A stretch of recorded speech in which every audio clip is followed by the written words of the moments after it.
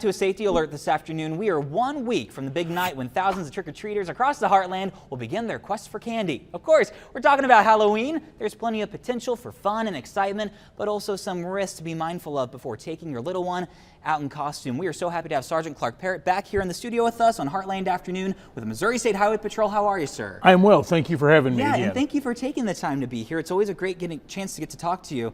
Whenever we talk about having your little ones in costumes, what are the things that you guys look for safety-wise? Well, the kids are going to be super excited, especially with it being on a Friday this year. So that's going to be the end of the week.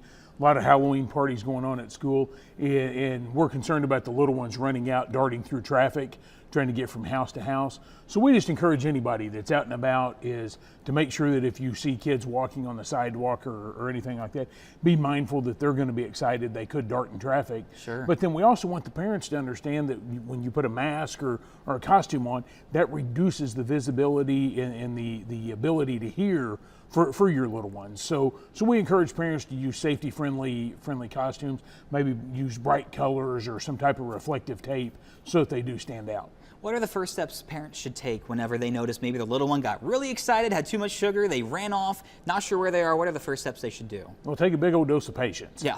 While you're doing it, because those kids are going to eat anything that they can, and be mindful of what they are eating. You know, if something doesn't look right, check it before you let them consume it.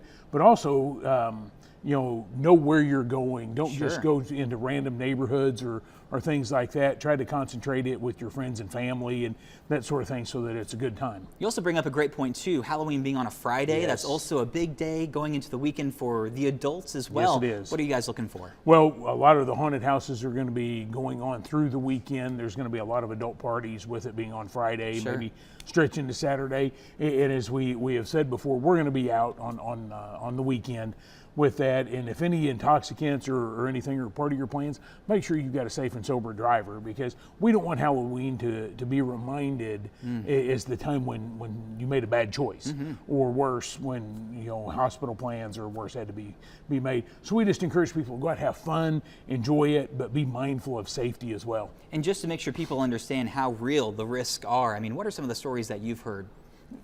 Little kids darting between traffic and somebody else not really paying attention and striking that child, whether it's hurting them or causing a fatality crash right there. But then also people that go out to bars or whatever and they overindulge on intoxicants, or they take too much of something and pass out, and then succumb to that as well. So again, we just encourage people, go enjoy it, have as much fun as you can, but do it in a safe and friendly atmosphere. Of course. We always appreciate you taking the time to be here, My pleasure. Sergeant Clark Parrott. Thank you so much. Thank you. All right.